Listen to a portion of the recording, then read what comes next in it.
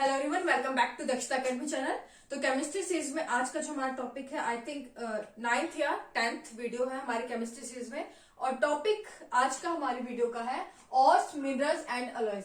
अगर आपको याद हो, जो मैंने स्टार्टिंग में हमारा फर्स्ट वीडियो बनाई थी चैप्टर 1 केमिस्ट्री का, उसमें मैंने आपको एक ओवरव्यू भी दिया था सिलेबस का कि किस तरह से हम वीडियोस को कवर करेंगे। उसमें मैंने सिलेबस आपको मेंशन किया था कौन कौन से टॉपिक हम करेंगे।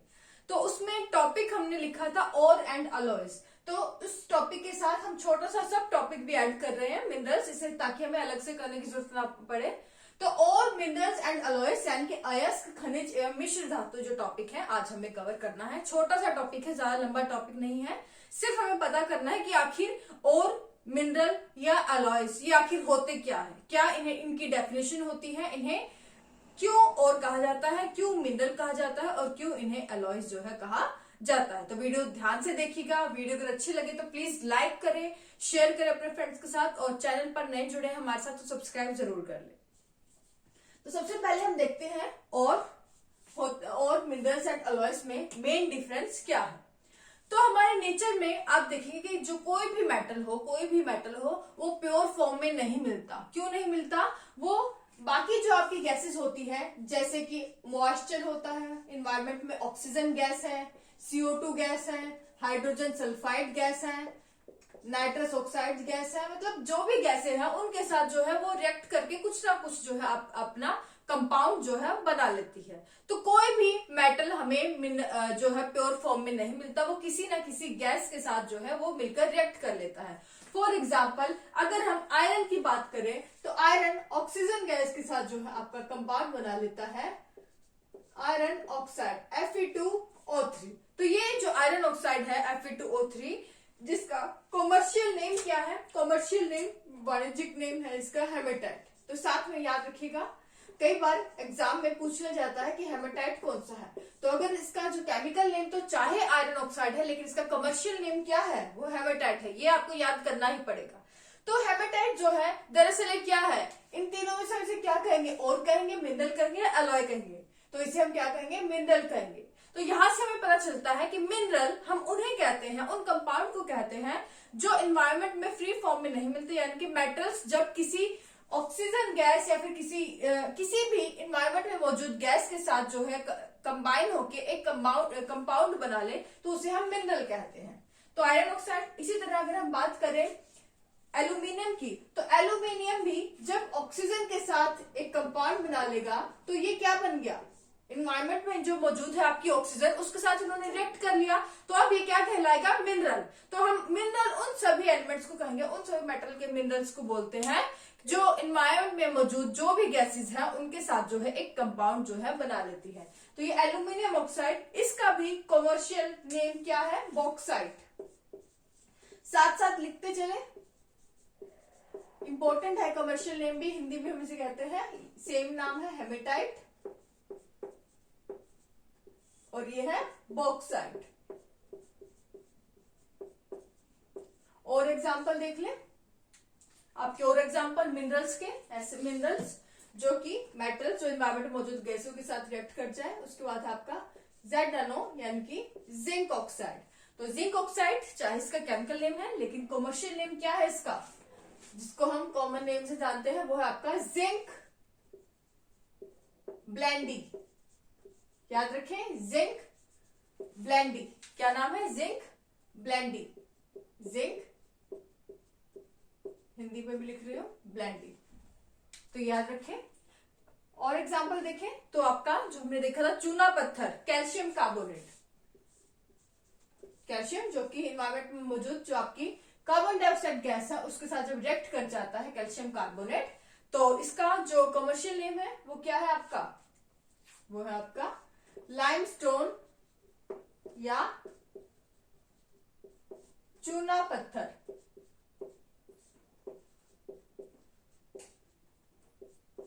उसके बाद लेड का जो सिंबल है वो क्या है? Pb। तो लेड जब आपका रिएक्ट कर जाए ऑक्सीजन के साथ तो लेड ऑक्साइड बना लेता है, और लेड ऑक्साइड को हम क्या कहते हैं? गैलेना। लेड ऑक्साइड PbO भी बन जाता है और ऑक्सीजन के साथ रिएक्ट करके Pb3O4, ये दोनों ही जो कंपाउंड है लेड जो है बनाता है।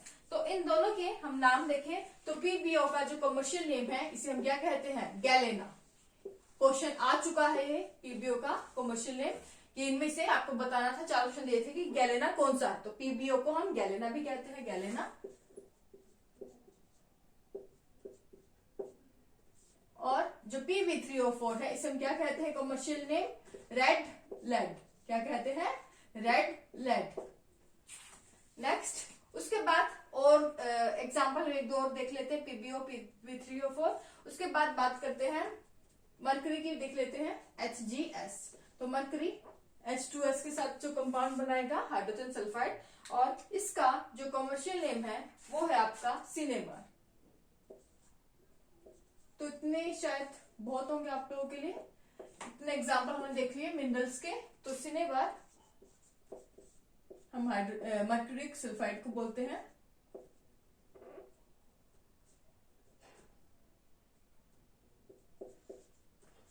Hg किसका सिंबल है, ये आपका मरकरी का है। ओके, तो ये है आपके कुछ एग्जांपल हमने देखे मिनरल्स के। तो मिनरल्स हम उन्हें कहते हैं क्योंकि नेचर में सभी जो मेटल्स आपके प्योरेस्ट फॉर्म में नहीं मिलते, वो किसी ना किसी हमारे इन्वायरमेंट में मौजूद गैस के साथ जो कंबाइन कर जाते हैं। तो ऐसे कंपाउंड को हम क्या कहते हैं, उसको हम मिनरल्स कहते हैं। और यहाँ हमने कुछ मिनरल्स के एग्जांपल जो है आपके सामने देख लिए, जो कि इनके कमर्शियल नेम भी हमने साथ में देख लिए, जो कि इन्वायरमेंट नहीं सॉरी इंपॉर्टेंट है एग्जामिनेशन पॉइंट ऑफ व्यू से। कई बार यहां से क्वेश्चन पूछ लिया जाता है कि गैलेना का बताना होता है, गैलेना का केमिकल फॉर्मूला, रेड लेड का या सिनेबार का। तो ये चीजें आपको याद रखनी है। तो यहाँ से हमारा जो एक पार्ट टॉपिक का कंप्लीट हो जाता है कि मिनरल्स क्या होते हैं। अब हम दूसरे पर आते हैं, उसके बाद हम ओर्स देखेंगे कि ओर्स क्या होते हैं। तो और हम उन मेटल्स को कहते हैं जब वो आपका अब कोई भी अगर इन्वायरमेंट में देखें तो इन्वायरमेंट में हमारे कई मेटल्स जो है वो नेचुरल स्टोन में हमें मिलते हैं। जैसे रॉक सब्सटेंसेस हमें बड़ी बड़ी नेचुरल तौर पर रॉक मिल जाती है, पत्थर मिल जाते हैं, तो उनमें भी हमें जो है आपका कई जो है आपका मेटल्स मिल जाते हैं। अब मान लीजिए एक कोई हमें नेचुरल जो रॉक मिली है आपका, और उसमें आपका एक ही मेटल जो है हमको मिला है अलग अलग क्वांटिटी में। एक मेटल में जो आपको मिला है, चाहे हम सिर्फ एक मेटल की बात कर रहे हैं, यानी कि हम आयरन की ही बात कर ले यहाँ पर, तो आयरन जो है ए में, यानी कि यहाँ पर आपका प्योरेस्ट फॉर्म में कितना मिला है, 75% जो है यहाँ पर आपका प्योर फॉर्म में जो है आयरन मौजूद है। यहाँ पर आपका 2% जो है प्योर फॉर्म में मौजूद है। 2% कहने का मतलब क्या है, 75% कहने का मतलब है कि जो उस रॉक में हमें आयरन मिला है, कोई भी जो मेटल मिला है उसकी जो प्योरेस्ट फॉर्म है कितने परसेंट वहां पर अवेलेबल है। तो ये है वहां पर किसी में 75% है, किसी में 2% और किसी में, ये सेम मेटल की बात मैं कर रही हूँ, तो कहीं पर जो आपकी उसकी जो प्योरेस्ट फॉर्म है वो 60% है। तो इनमें से हम और किसे कहेंगे, कैसे डिसाइड करेंगे कि इनमें से और क्या है, तो यहीं से आपका पता चल जाएगा इसकी डेफिनेशन क्या है, किसे हम और कहेंगे। तो और हम उन सब्सटेंसेस को कहते हैं, उन मेटल्स को कहते हैं जो कि रॉक सब्सटेंस में मिले, चाहे वो अलग अलग रॉक में अलग अलग जो है परसेंटेज में प्योर फॉर्म में मिलते हैं, लेकिन इन तीनों में से और हम उसे ही कहेंगे जो कि सबसे ज्यादा प्योरेस्ट फॉर्म में मिलते हैं। तो सबसे ज्यादा प्योरेस्ट फॉर्म में कौन है, जो सबसे ज्यादा प्योरेस्ट फॉर्म में 75% है वाला है, क्योंकि उसमें 75% हमारा मेटल है। लेकिन एडिशनल क्या है, साथ में आपको ये जोड़ना है कि उसको निकालने में, उस रॉक सब्सटेंस से उस मेटल को निकालने में हमारी जो लागत है, हमारी जो मेहनत है, हमारा जो रुपया है, वो उतने ही कम आती हो। अब मान लीजिए ये जो आपका 75% जो हमें मेटल यहाँ से मिल रहा है इस ओर से, इस रॉक सब्सटेंस से, तो यहाँ पर जो मेटल है जो और मिलेगा वो उसके लिए 75% जो मेटल निकालने के लिए हमारी लागत कितनी आ रही है, यहाँ पर हमारी 10 करोड़ लागत आ रही है। इसी तरह यहाँ पर हम देखें तो 2% जो और निकालना है मेटल का, उसके निकालने में हमारी लागत कितनी आ रही है, यहाँ पर आपकी आ रही है मान लीजिए 6 करोड़। उसके बाद 60% जो आपका 60% जो आयरन है उसको निकालने में हमारी जो लागत कितनी आ रही है, 8 करोड़। तो ये हमारी जो है लागत देख रही है। अब हम यहाँ पर देखें कि सबसे ज्यादा कम लागत, एक पहली चीज हमने देखनी है कि प्योरेस्ट फॉर्म, और में और अगर हम डिसाइड करना है कि कौन सा और किसको हम किस जो रॉक सब्सटेंस से निकाले गए जो मेटल को हम और कहेंगे, और सेम मेटल की बात कर रहे हैं, तो और हम उसको कहेंगे जो कि सबसे पहले तो प्योरेस्ट फॉर्म में हो, यानी कि सबसे ज्यादा जिसमें परसेंटेज हो उस मेटल की, और साथ ही सेकंड चीज हम उसमें देखेंगे कि जिसमें जो आपकी लागत है, जो खर्चा है, वो सबसे कम आए।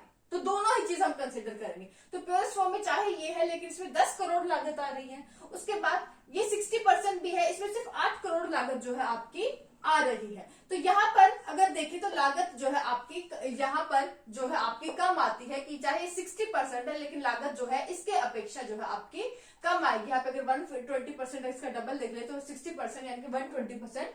तो यहाँ पर देखेंगे तो मैथमेटिकली आपकी जो लागत है वो यहाँ पर कम आएगी। मतलब याद आपको सिर्फ इतना करना है, सिर्फ एग्जांपल के लिए मैंने आपको समझाया है कि और हम उन सब्सटेंसेस को कहते हैं, उन और हम उन्हें कहेंगे जो किसी हमें नेचुरल रॉक से मिलते हैं, जो कि अपनी प्योरेस्ट फॉर्म में होते हैं।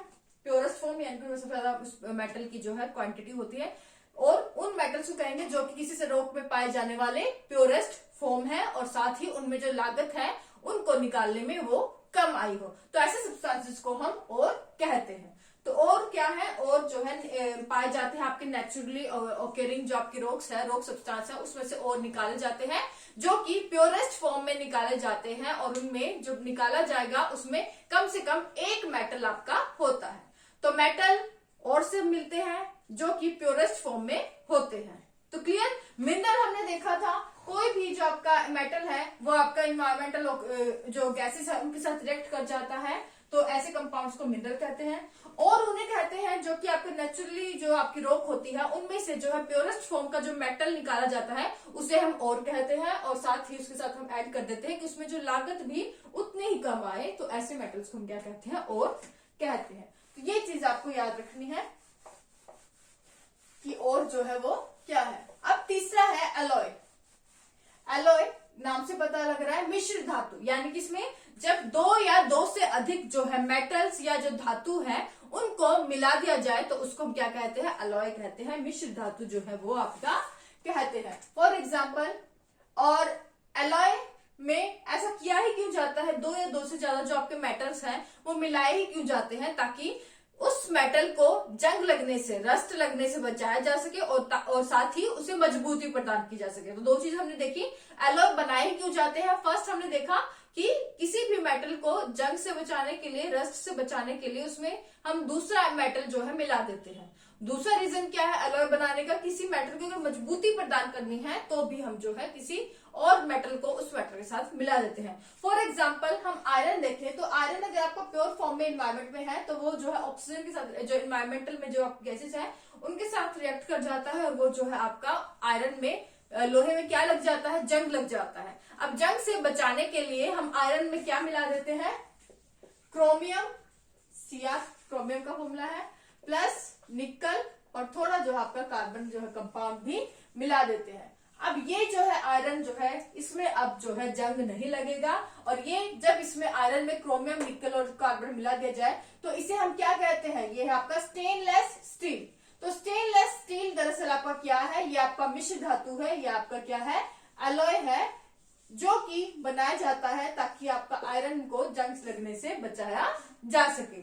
इसी तरह अगर आपका जो पीतल है, पीतल यानी कि जो आपका ब्रास है, तो कॉपर में आपका जिंक मिला दिया जाता है ताकि कॉपर को जो है थोड़ी मजबूती प्रदान की जा सके, और इससे आपका बन जाता है क्या, इससे आपका बन जाता है ब्रास यानी कि पीतल। क्वेश्चन पूछा जाता है तो इसलिए मैं सिर्फ 3 आपको एग्जांपल दूंगी, और तीनों ही इंपॉर्टेंट हैं, तो तीनों आपको याद करके रखने हैं और लिख ले।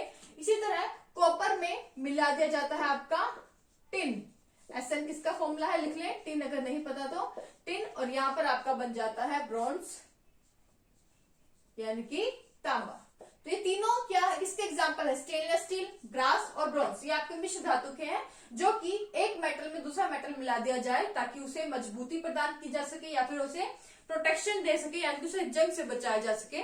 तो ऐसे कंपाउंड्स को, ऐसे मेटल्स को हम क्या कहते हैं, एलॉयज कहते हैं, मिश्र धातु जो है कहते हैं। तो याद रखिए स्टेनलेस स्टील, ब्रास, ब्रॉन्ज ये तीनों ही आपके एलॉय है। तो ये थे आपके 3 जो टर्म्स हम केमिस्ट्री में यूज करते हैं बार बार कि अलॉय क्या होते हैं, मिनरल क्या होते हैं, आपका ओर्स क्या होते हैं। तो यहाँ हमने आज जो है इनके एग्जाम्पल के साथ इनकी डेफिनेशन समझ ली है। आई होप आपको ये टॉपिक जो है पूरा क्लियर हो गया होगा, समझ आ गया होगा। फिर भी कोई डाउट रह गया हो तो आप नीचे मुझे कमेंट सेक्शन में पूछ सकते हैं। और दूसरी चीज, अगर आप हमें फॉलो करना चाहें तो इंस्टाग्राम पर और टेलीग्राम चैनल पर दोनों पर फॉलो कर सकते हैं। लिंक डिस्क्रिप्शन बॉक्स में नीचे दे दिया गया है, या फिर आप जनरली जाकर भी, वैसे ही जाकर अगर वहां पर दक्षता अकेडमी सर्च करेंगे तो हमारा जो अकाउंट है वहां लोगों के साथ आपको मिल जाएगा। आज के लिए बस इतना ही। Thank you so much. Video को प्लीज लाइक जरूर कर दें, शेयर करें और चैनल को सब्सक्राइब कर लें चैनल पर अगर नए हैं। Thank you so much.